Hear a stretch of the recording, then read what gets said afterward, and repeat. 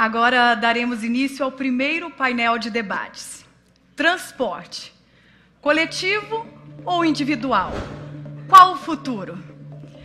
Convidamos a mediadora Vera Magalhães e os integrantes para compor a mesa: André Loureiro, gerente-geral do Waze no Brasil; Francisco Cristóvão, presidente do SP Urbanos; Walter Barbosa, diretor de vendas e marketing de ônibus da Mercedes-Benz Brasil; Sérgio Aveleda, secretário municipal de Transportes de São Paulo.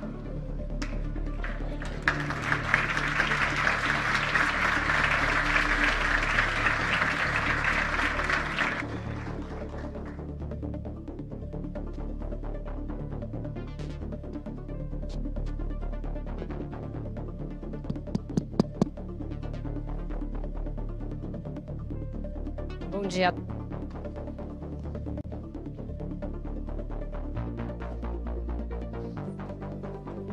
Alô? Acho que agora tá. Bom dia a todos. Gostaria de agradecer a presença de todos aqui em nome da rádio. Agradecer a presença aqui dos nossos debatedores. Nosso tempo já está correndo aqui, o relógio é implacável. E tempo, é isso que falta muito numa metrópole como São Paulo, para os paulistanos. E muito desse tempo é gasto no trânsito, nos deslocamentos. Uma pesquisa coordenada pelo professor da FEA, USP, Eduardo Haddad, em 2015, mas que segue atual, mostra que as pessoas gastam, em média, 100 minutos se deslocando entre a sua residência e o trabalho, o que é muito e o que impacta a produtividade da cidade e poderia resultar... Essa mesma pesquisa mostra que uma redução de meia hora nesse tempo poderia resultar um incremento de até, deixa eu pegar minha cola aqui, são 156 bilhões no PIB nacional. São Paulo é a grande locomotiva aí do país e esse tempo que a gente perde no trânsito impacta a economia do país. A gente vai discutir aqui, dentro dessa proposta da rádio, de discutir as cidades do futuro, como que o transporte poderia ser otimizado, como os vários modais de transporte poderiam ser otimizados entre si, para que se tivesse um deslocamento mais humano. Eu queria começar propondo uma pergunta a todos. O André, o Francisco, o Wilson e o secretário Sérgio Aveleda, nenhum deles lida com transporte de trilhos. Mas existe uma percepção geral de que o metrô é o melhor meio de transporte para uma cidade como São Paulo. Eu queria começar provocando vocês dentro da lógica do seminário. Isso é um mito ou é um fato? O transporte sobre trilhos é o ideal para uma cidade como São Paulo e ele está muito aquém do que deveria ser numa cidade como São Paulo? Acho que podemos começar pela ordem aqui. Daqui pra... Vamos lá. Primeiro, bom dia a todos. É um prazer muito grande estar aqui em nome da Mercedes-Benz. Queria cumprimentar todos vocês, ouvintes, também os ouvintes da Jovem Pan e todas as autoridades aqui presentes. Bom, falando sobre o metrô, eu vou explicar a todos vocês que o metrô é um mito. Mas por que é um mito? Porque para transporte, nós temos que pensar no transporte coletivo. A cidade transporta mais de 8 milhões de pessoas por dia. Então, nós temos que pensar no transporte coletivo. O metrô é, sem dúvida, uma excelente alternativa de transporte, porque ele pensa no coletivo, mas ele, por si só, não pode ser considerado o único meio de transporte, até porque o metrô não vai atender todas as demandas da cidade de São Paulo. A gente precisa de outros meios de transporte, como, por exemplo, os ônibus, trens, VLTs, cada um com a sua particularidade e com a sua característica técnica. E o mais importante de tudo isso, esses sistemas coletivos, eles não competem entre si, eles se complementam, isso que é mais importante. Se a gente tem um exemplo, uma linha que vai de A para B, e essa demanda é de até 50 mil passageiros hora sentido, é comprovado que o melhor meio de transporte é o ônibus, pelo menor tempo de implementação e pelo custo máximo de até 10 milhões de dólares por quilômetro.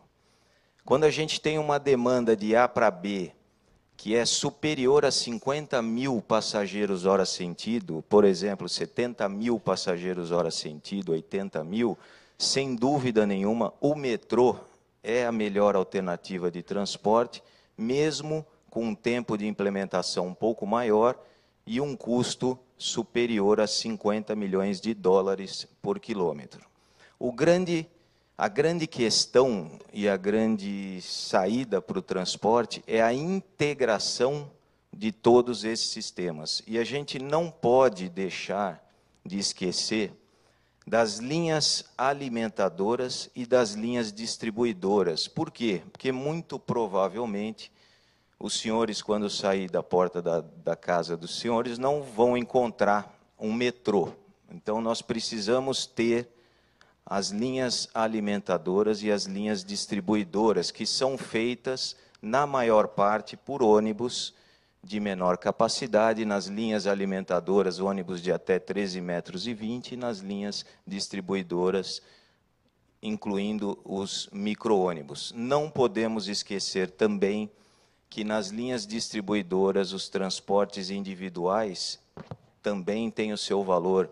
Aí entra a bicicleta, pode entrar o automóvel, pode entrar o Uber, o táxi, enfim. O grande segredo é a integração de todos esses sistemas. Walter, muito obrigada. Bom dia a todos, bom dia, Vera, bom dia a todas. Indo direto ao ponto, o Walter foi cirúrgico.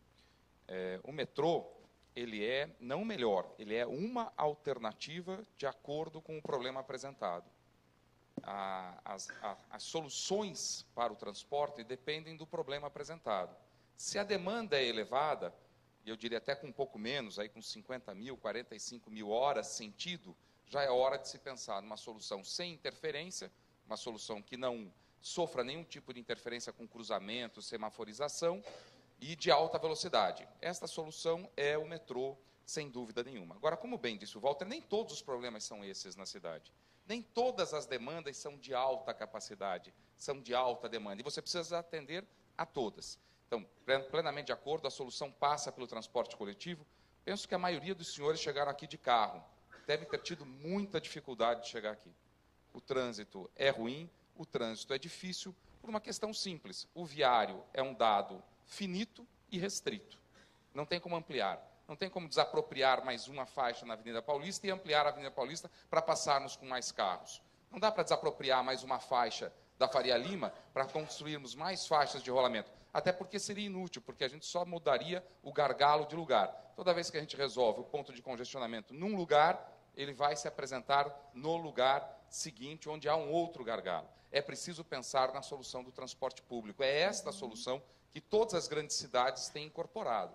E como bem disse o Walter, cada problema encaminha uma solução. Mas eu quero propor uma discussão anterior a esta.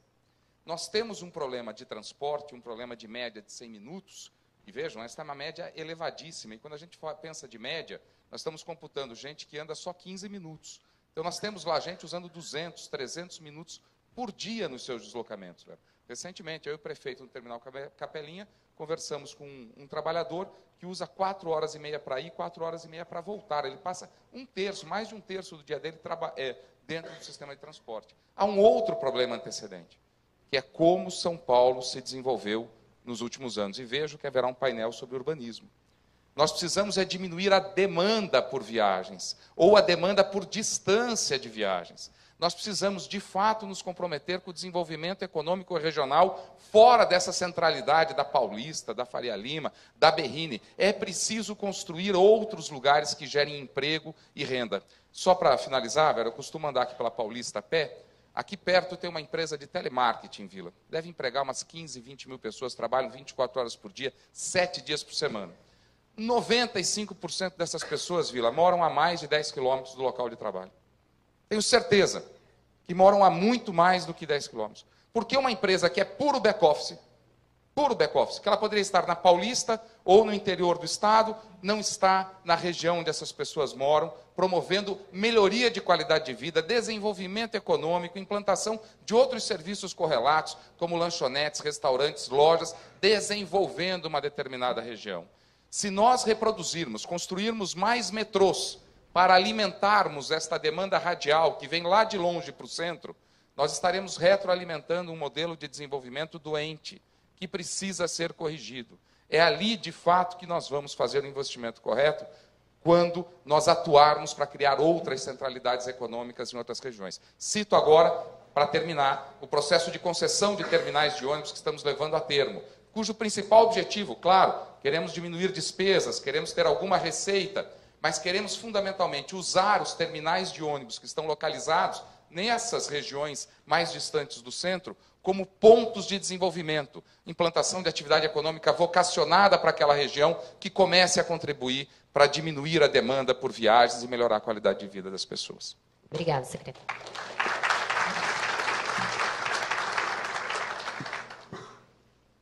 Bom dia a todos. Parabéns ao Jovem Pan pela iniciativa. Muito obrigado pelo convite. Eu não vou ser repetitivo, eu acho que ambos, Walter e Sérgio Aveleda, fizeram algumas colocações já no sentido de caracterizar que não se trata de uma competição entre um modo ou outro. Não preciso dizer, acho que pouca gente aqui sabe, mas a Associação Nacional de Transportes Públicos, a ANTP, realiza de tempo em tempo uma pesquisa para avaliar o grau de satisfação dos usuários com relação ao serviço que é prestado pelo transporte coletivo na cidade de São Paulo. Diga-se de passagem, na região metropolitana de São Paulo. E os dois melhores sistemas que são avaliados é o sistema Expresso Tiradentes e o corredor ABD, ambos operados por ônibus. O que eu quero dizer com isso? Que é possível operar ônibus e oferecer serviço de qualidade à população. A questão básica, fundamental, é que quando a gente trata de metrô ou de sistemas mais sofisticados, a gente considera um sistema de transporte. Então, é o material rodante, a infraestrutura, a superestrutura, as estações de transferência, assim por diante. Quando nós tratamos do ônibus, normalmente a avaliação é feita em cima do veículo. E isso não é justo, sabe? Eu gostaria de fazer uma avaliação do sistema lato sensu. Em outras palavras, quando eu avaliar a qualidade do serviço que é prestado pelo ônibus, eu preciso considerar a qualidade da infraestrutura onde esse ônibus opera. O estado do pavimento, a distância entre as estações, pontos de embarque e desembarque, o tempo de semaforização e a prioridade de abertura do semáforo, entre outras características que estão envolvidas na prestação do serviço. Então, eu acho que não é uma questão de disputa, como já foi colocado muito bem aqui. São Paulo, pelo porte que tem, há espaço para todos os modos, a começar do pedestre, da bicicleta, do automóvel, do ônibus, do metrô, agora dos sistemas de monotrilhos e assim por diante. Espaço tem. O que nós precisamos é de operar todos esses sistemas de maneira integrada, de tal forma a obter de cada um deles o máximo possível, né, de desempenho, para que possamos oferecer serviço de qualidade à população. Por hora, paro por aqui. Obrigada, Francisco. Bom dia a todos. Só para tentar complementar e dar um pouquinho da visão, eu acho que a questão, na verdade, diz respeito à saturação. Eu acho que, como todos já falaram aqui, acho que todo o modelo de transporte, né, é um modelo que complementa essa experiência de fluxo da cidade, inclusive o privado, inclusive o automóvel. O grande problema é a saturação dos modelos, né? Então, a experiência do metrô para uma linha que não é saturada é uma experiência incrível, como é a do ônibus, como é, inclusive, a experiência de dirigir o seu automóvel. A questão que deve ser pensada é a saturação, e a saturação não deve ser pensada como uma terceira pessoa, né, como um elemento onde a gente não tem controle. Então, o que a gente vê é que a saturação dos meios de transporte são muito causados por nós, né, todos os cidadãos, inclusive principalmente os carros. Então, a questão do repensar o modelo de transporte diz muito respeito a repensar as nossas rotinas, a repensar o nosso comportamento em relação a esse fenômeno. O que a gente vê em geral, é que todos os meios estão saturados e a experiência de transporte público nos grandes centros está virando o caos. Então, acho que o processo diz respeito a como nós repensamos o nosso comportamento em relação ao transporte.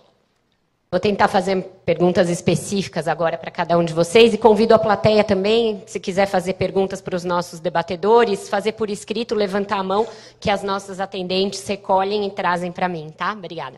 André, o Waze virou uma espécie de aliado do paulistano, que contra esse caos do trânsito que você falou. Meu filho dá até nome para a moça. Mãe, põe a moça do Waze, não tenta ir sozinha que você não vai conseguir. Então, virou quase uma dependência, hoje em dia, aqui em São Paulo, e é a cidade que, eu, salvo engano, mais utiliza o aplicativo.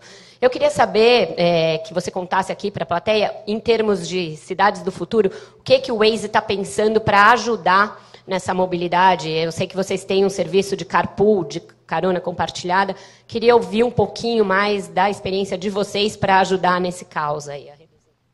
Obrigado, Vera. O Waze surgiu, né, com a finalidade de ajudar os motoristas a driblarem o trânsito e surgiu de maneira colaborativa, né? Então, lá em Israel, há 8 anos atrás, o Waze surgiu dos nossos fundadores que começaram a hackear o GPS para que o GPS pudesse ser mais inteligente e pudesse dar informação em tempo real, das vias e do trânsito.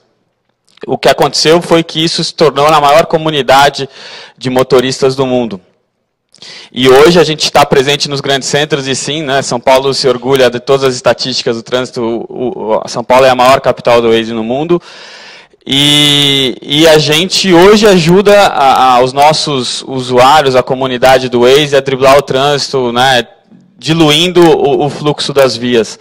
Mas, há algum tempo atrás, a gente entendeu que isso não é suficiente, porque o fenômeno do transporte privado, ele só aumenta o volume de carros e o trânsito das cidades estão ficando completamente, né, saturados. E a gente começou a pilotar, no ano passado, já estamos pilotando em Israel e estamos pilotando em São Francisco, no Vale do Silício, o modelo de carona, que a gente chama de uma versão do Waze Carpool, que traz essa filosofia de primeiro, trazer essa responsabilidade de cada um sobre a otimização do transporte privado, o uso otimizado dos carros, que hoje boa parte do uso dos carros, por exemplo, com uma cidade como São Paulo, é feito por uma única pessoa no veículo que cabe 5 pessoas.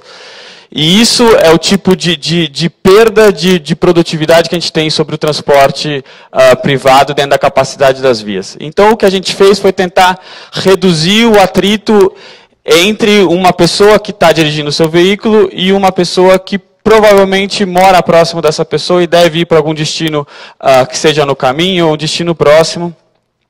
E a gente tenta otimizar. A gente tem, né, milhões e milhões de motoristas diariamente rodando aqui numa cidade como São Paulo, e a gente entende se uma parcela deles conseguirem, né, trazer alguém para dentro do seu veículo e eventualmente reduzir um veículo na rua, a gente consegue ter um melhor fluxo no trânsito de São Paulo. A gente já anunciou isso faz mais ou menos um mês. A gente deve lançar essa funcionalidade do aplicativo aqui para São Paulo até o final do ano, e a gente espera sim que São Paulo seja um dos grandes pontos aí, uma das grandes capitais aí em aderência desse tipo de modelo. E a gente acredita sim que esse modelo baseado no transporte particular, mas no uso consciente, no uso colaborativo, vai ajudar a mobilidade da cidade. Obrigada. Agora eu queria envolver os outros 3, porque eu acho que cada um tem uma visão a dar nesse tema que eu vou propor, que vocês falaram muito do transporte de ônibus, que é realmente o grande transportador de pessoas em São Paulo, mas a gente tem uma frota em São Paulo que vinha com a idade em redução até 2010, mas que agora está com a idade média de 5 anos há algum tempo. Queria saber se tem uma política das empresas, dos fabricantes e da gestão para reduzir essa idade da frota, porque isso impacta tanto o meio ambiente quanto a segurança das pessoas, para não dizer a eficiência, etc. Vamos de lá para cá, do Francisco tá bom. para cá? Veja só, um ônibus hoje, com a tecnologia já disponível, ele pode prestar um excelente serviço por 10 anos. Então, reduzir a idade média da frota para números inferiores a 5 anos significa ter que amortizar esse investimento. Tudo isso se traduz em custo. Então, não tem porquê operar um veículo por 5 anos e depois descartá-lo. Ele tem, sim, condições de poder circular pela cidade, apesar das condições em que, às vezes, ele é obrigado a operar. Como todos sabem, as vias da cidade não são exclusivas para o funcionamento, para a operação dos ônibus. O ônibus disputa o espaço, ele é obrigado, às vezes, a passar em lombadas. Enfim, as condições são muito adversas, né? Isso reduz as excelentes condições que ele poderia ter para operar mais tempo. Mas é tradição já, Brasil, São Paulo e no Brasil, que qualquer ônibus possa operar até 10 anos, e vamos dizer, esse prazo é levado em conta quando se faz a amortização do investimento. Então, não tem por que reduzir isso, e agora os veículos vêm cada vez mais com tecnologias mais sofisticadas, essas tecnologias vão melhorar a qualidade dos motores, dos componentes, tais como suspensão, eixo, direção e etc. Então, não é uma questão de reduzir, não, Vera. Acho que é operar adequadamente em condições de infraestrutura, como eu já mencionei, que possibilitem a prestação do serviço com conforto, confiabilidade e regularidade. São Paulo vive uma oportunidade muito especial, que é a possibilidade da licitação para a contratação do novo sistema de ônibus, Vera. A última licitação feita em São Paulo foi em 2003, se a memória não me trai. Nós já estamos, portanto, com 14 anos de contrato. Isso por uma parte do sistema. 60% do sistema foi licitado em 2003. Os outros 40% vêm em contratações emergenciais, sendo renovadas a cada 6 meses. Como o contrato desse de 2003 já está para vencer, para terminar, e os outros são emergenciais a cada 6 meses, o custo de investimento se eleva muito. O custo de capital é muito elevado e há também um risco de as pessoas fazerem investimento e perderem, eventualmente, o contrato. Com a nova licitação, a assinatura de um contrato de longo prazo, que ainda não definimos exatamente o prazo, deve ser 10 anos, prorrogáveis por mais alguns anos, estamos estudando o modelo econômico da licitação nesse momento, você tem uma oportunidade de favorecer essa diminuição da idade média. Claro que faz sentido não diminuir muito a idade média para 2, 3 anos, porque o custo realmente é elevado. O que é importante é termos uma agência reguladora, que é o papel exercido na cidade pela SP Trans, com grande capacidade de fiscalização e de controle. Isso é bem feito hoje, viu, Vera? Os ônibus são todos inspecionados com rigor. Tanto é que nós não temos situação aqui de acidente por deficiência de manutenção em São Paulo. Agora, nós precisamos tornar o transporte público atrativo. Então, o primeiro elemento é dar confiabilidade. Nós gostamos do metrô, Vera, porque se nós formos agora aqui na estação Trianon, pertinho daqui, a cada 3 minutos, invariavelmente, um trem irá passar. Em 100 viagens prometidas, 99 delas serão feitas no horário. Como que nós podemos dar este atributo ao ônibus? É diminuindo cada vez mais a interferência. O metrô é capaz de fazer isso porque ele não tem cruzamento, ele não tem engarrafamento, ele flui. Quanto mais a gente proteger o fluxo do ônibus, mais confiável ele vai ser e mais todos nós nos sentiremos atraídos a andar de ônibus. Segundo é conforto. Quer dizer, elementos de conforto, como o ar-condicionado, o Wi-Fi, o carregador de celular, que alguns carros aqui de São Paulo já têm hoje. O ar-condicionado até vários. Wi-Fi e carregador de celular menos. Mas ir aos poucos implantando estes elementos de conforto para tornar o transporte atrativo. E o terceiro passo importante é a redução das emissões.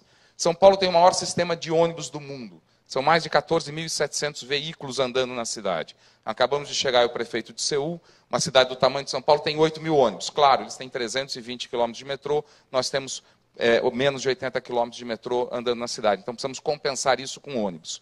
Esses ônibus não podem gerar a poluição que geram hoje. Nós precisamos ter um plano estratégico de redução de emissões paulatino, avançando ano a ano, não precisa ser feito tudo de uma vez só, porque não há capital e nem capacidade fabril, está aqui o Walter para me confirmar isso, mas nós temos que exigir dos futuros operadores que ano a ano reduzam a emissão para que daqui 10 anos a gente tenha no máximo 10, 15% do nível de emissões que tem hoje. Mover a indústria agora.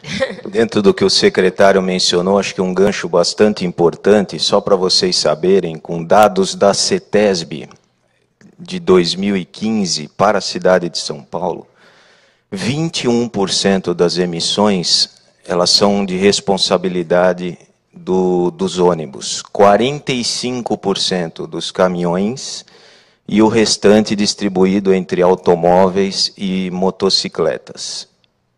Se a gente dividir isso por passageiro transportado, vocês vão notar que o ônibus leva uma grande vantagem em relação aos demais meios de transporte.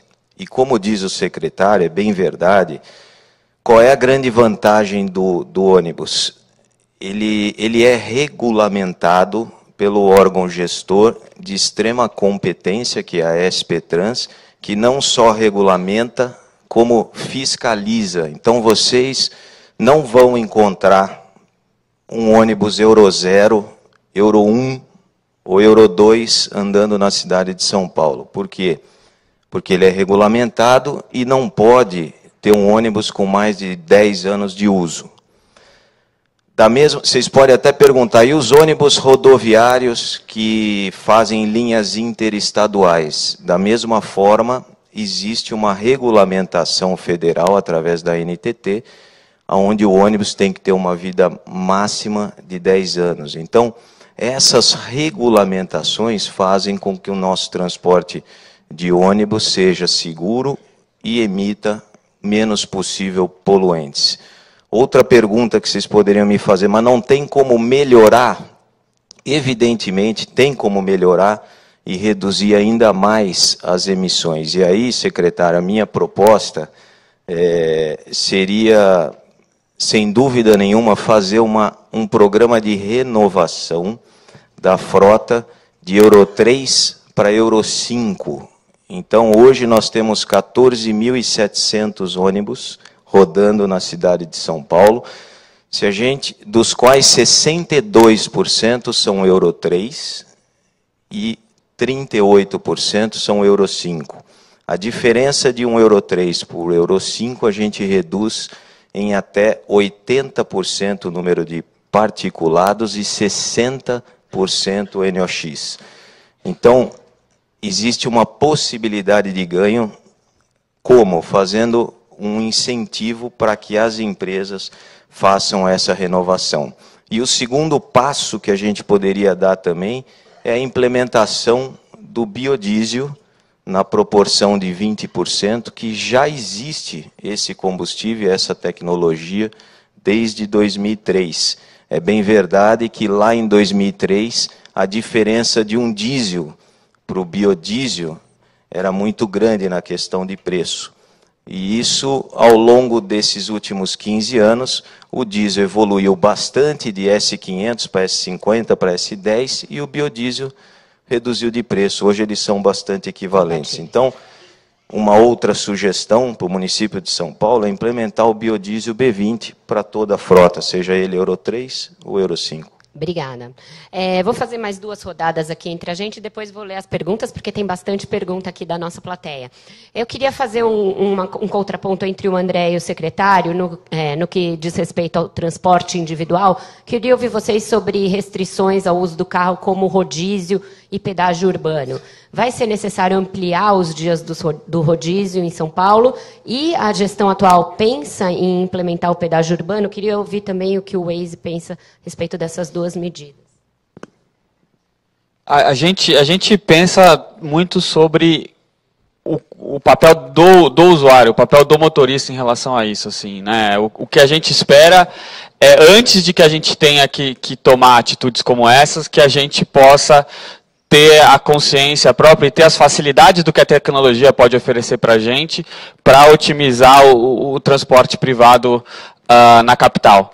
Então, idealmente, obviamente, né, a gente sempre espera que evite-se tomar soluções como essas ali, que são soluções, né, que forçam a que as pessoas respeitem ali o transporte, o fluxo para áreas específicas da cidade, mas o que a gente enxerga é que, na verdade, existem maneiras mais inteligentes e sustentáveis no longo prazo. O que a gente vê é que, né, o rodízio, por exemplo, que há alguns anos atrás talvez tinha um impacto significativo na mobilidade, no trânsito, hoje, com o passar do tempo, já não é o mesmo impacto. Então, no fim do dia, esses fatores, eles são fatores que pontualmente eles resolvem uma demanda de mobilidade da cidade, mas ele não é a solução definitiva ou a solução do longo prazo, né? A gente entende que a mudança de comportamento talvez seja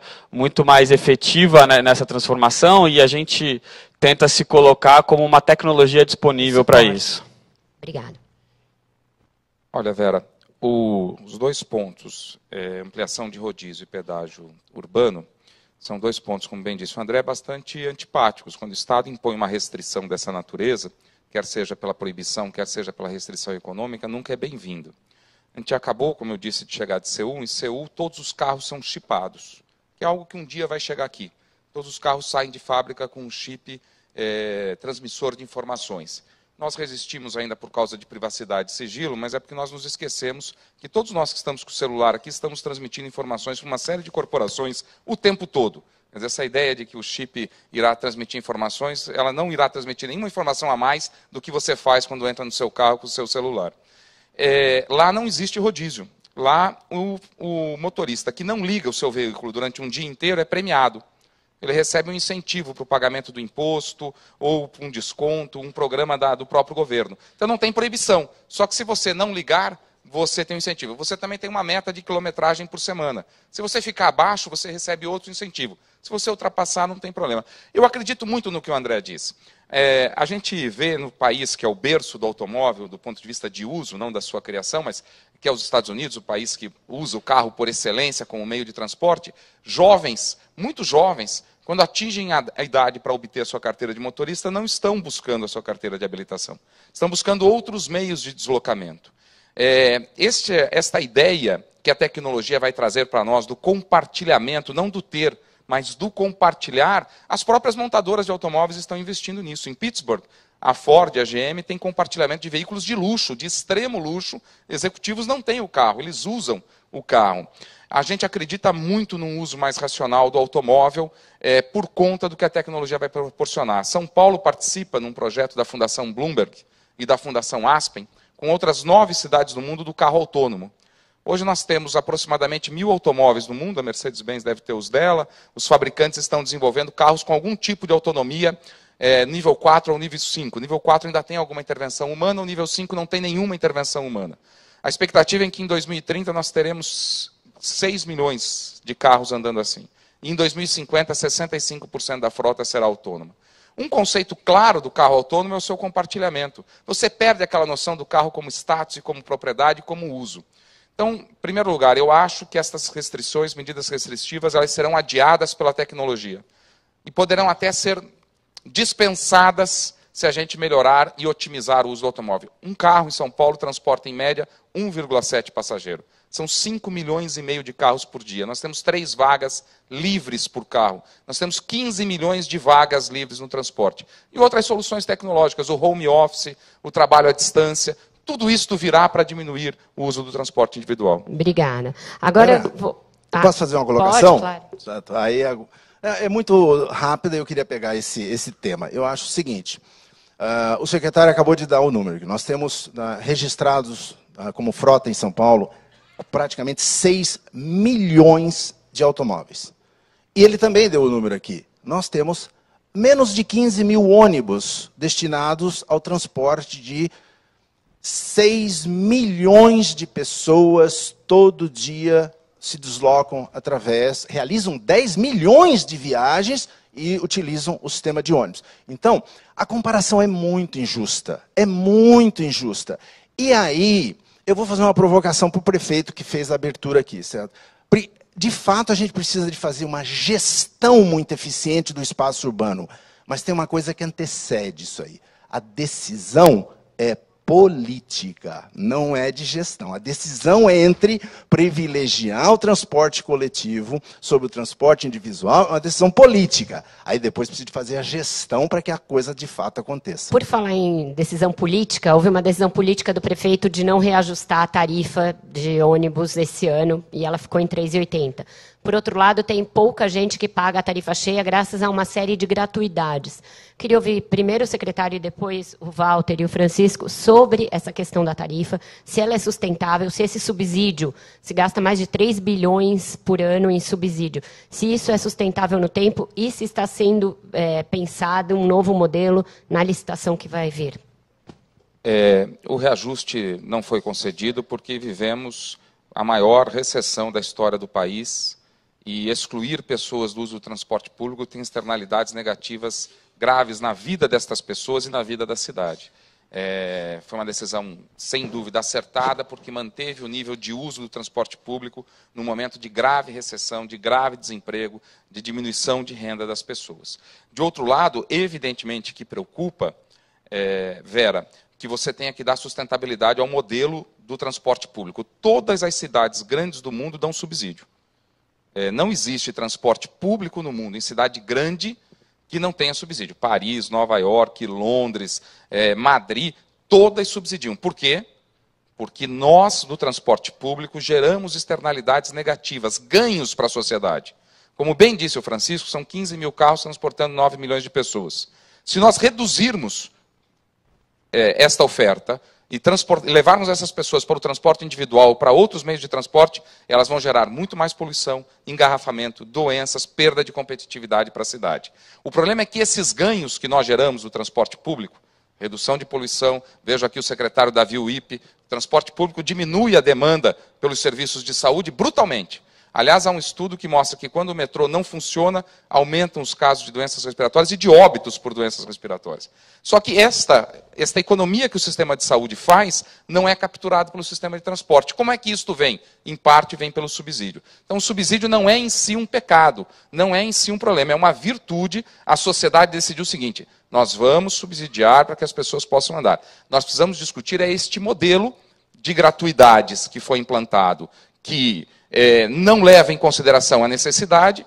Qualquer um de nós hoje que tenha mais de 60 anos de idade nesta sala e que provavelmente tenhamos condições de pagar pelo transporte e não precisamos pagar.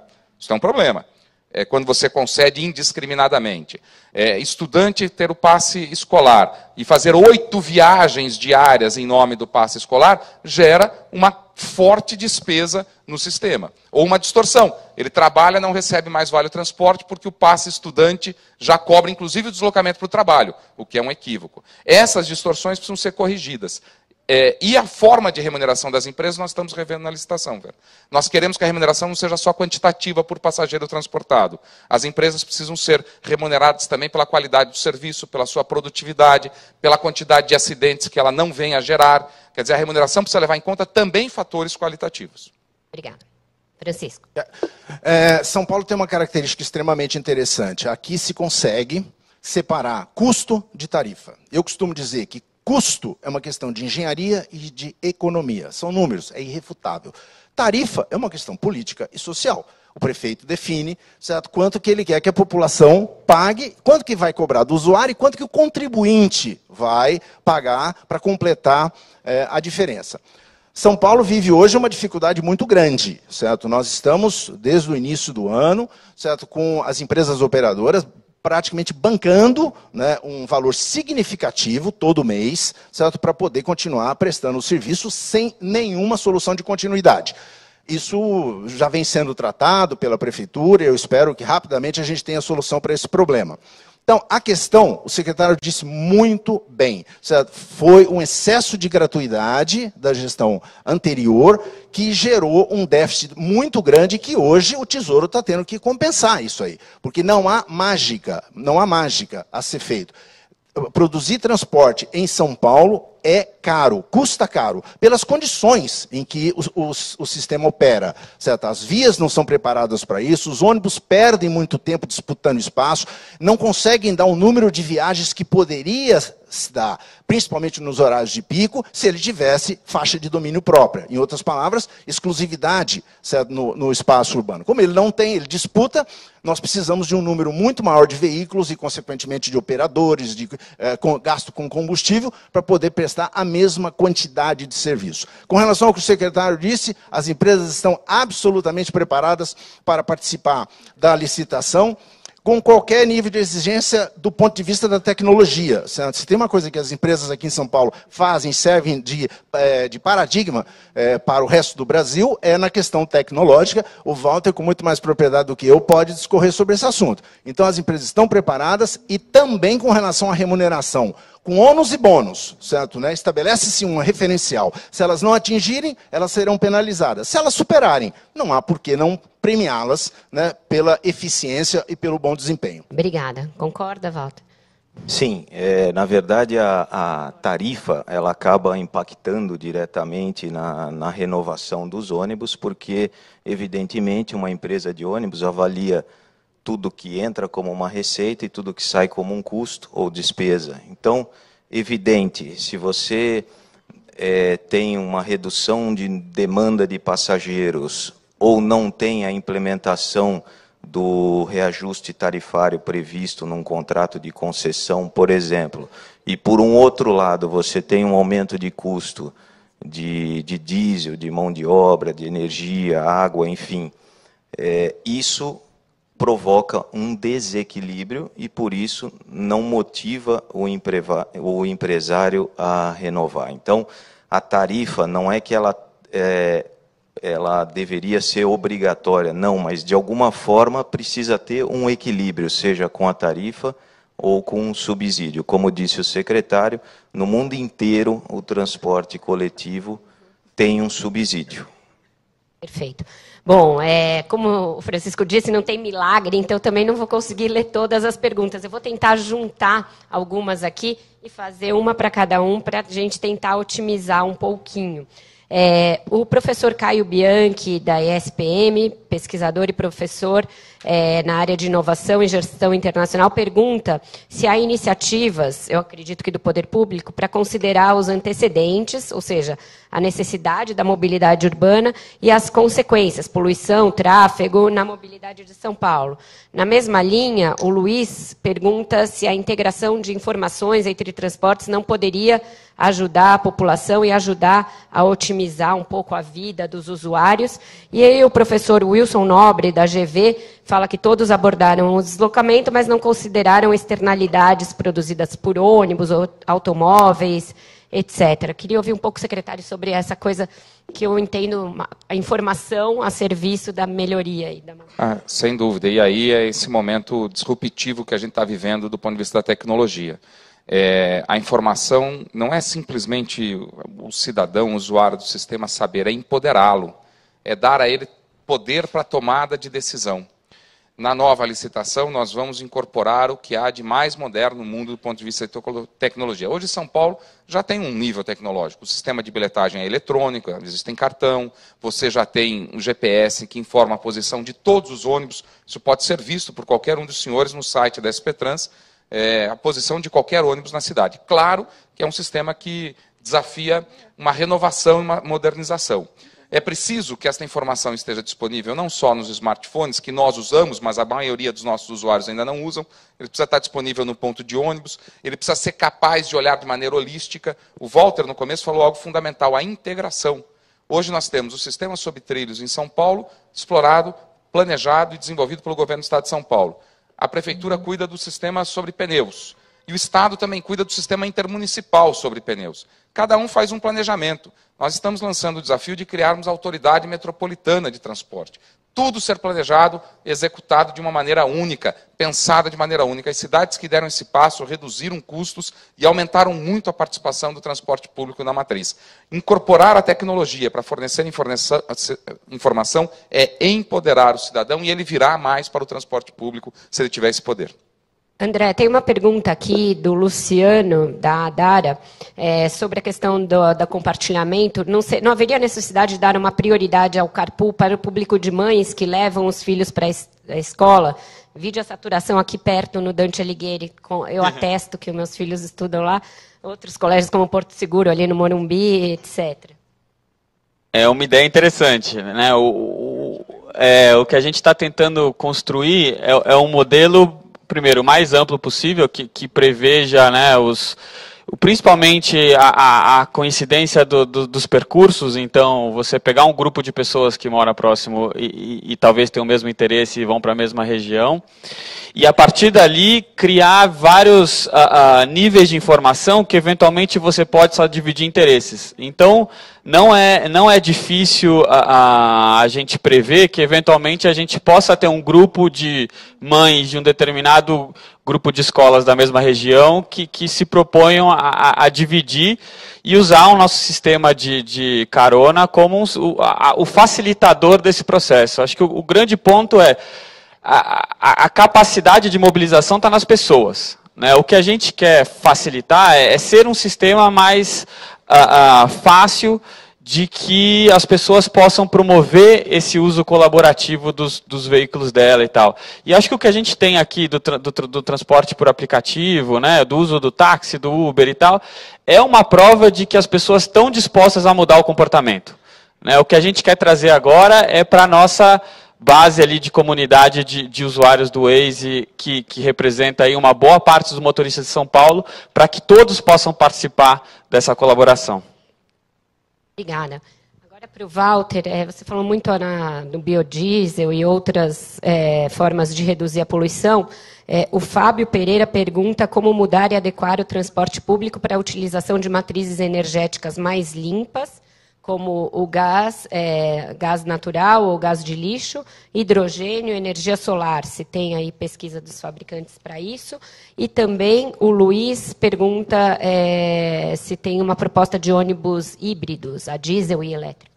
Uma excelente pergunta, né? A gente sabe que os elétricos, a gente ouve muito falar em elétricos, híbridos, sem dúvida nenhuma, será um fato nos próximos 5 anos aqui no nosso país, mas eu diria que hoje ainda não pode ser considerado um fato, porque essas tecnologias elas estão passando por uma série de inovações do ponto de vista tecnológico. Eu vou dar um exemplo do ônibus elétrico. O ônibus elétrico ele tem muito ainda para evoluir nos próximos anos.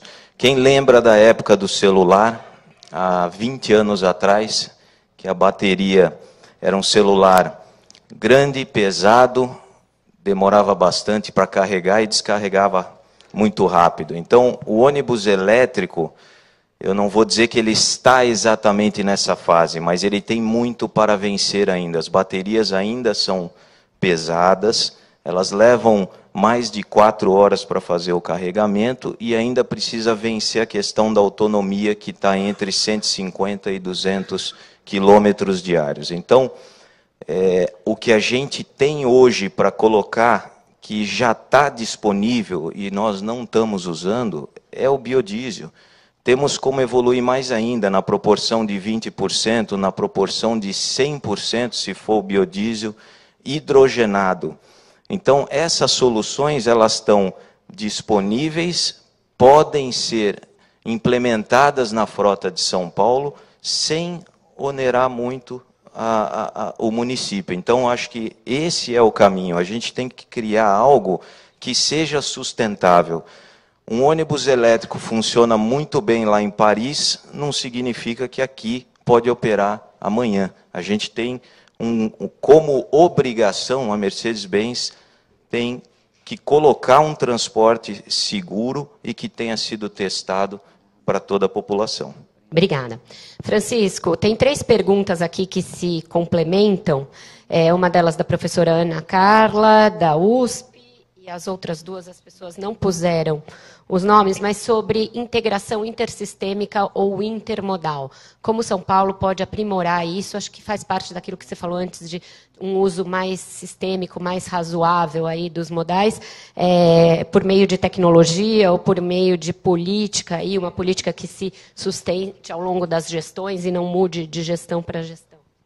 Sem dúvida, uma cidade com as características de São Paulo, acho que todos nós aqui concordamos, e já mencionamos isso aqui nessa conversa de hoje, que ela precisa de vários sistemas integrados, né, que operem de maneira racional e que você possa... Porque o metrô, por exemplo, o Walter até citou números aqui da capacidade de um sistema metroviário, acima de 50 mil passageiros por hora por sentido e tal. Só que o metrô não leva a pessoa da origem ao destino. Né? Ela simplesmente faz com que a viagem, certo, no trecho principal seja mais rápida e mais confortável até. Mas quem vai buscar o cidadão na origem e depois quem leva até o destino final, normalmente é o ônibus.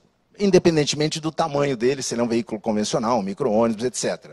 Isso eu estou falando do transporte coletivo, obviamente. Mas devemos considerar até as integrações, né, do transporte individual com o sistema coletivo, coisa que nós não temos essa tradição aqui em São Paulo. É muito pouco feito o automóvel com o metrô, o automóvel com o ônibus, a bicicleta com o metrô e com o ônibus. Então, as integrações todas dos diversos modos de transporte é que vai levar ao barateamento, né, do custo do deslocamento e inclusive do aumento da velocidade, porque na medida em que eu posso utilizar trechos da viagem sendo feito por, né, sistemas mais velozes, né, que tem a faixa de domínio própria, sem interferências, né, eu facilito, né, o deslocamento do usuário. Então, São Paulo precisa, certo, de uma visão holística, de uma visão de metrópole, de uma visão macro, para que a gente possa obter, né, o desempenho máximo de todos os sistemas e, consequentemente, o processo sinérgico, né, de obter o ganho geral da viagem origem-destino. Muito obrigada a todos. A gente tem 20 segundos aí, não vou extrapolar o tempo, mas ficaram muitas perguntas por responder, sobre Uber, sobre bicicleta, sobre semáforos. Vamos ver se a gente faz um depois só sobre transporte, para dar tempo e conseguir abranger tudo. Queria agradecer a todos a participação, agradecer o público pelas perguntas, e depois a gente dá um jeito de encaminhar para os destinatários as que não foram feitas. Muito obrigada.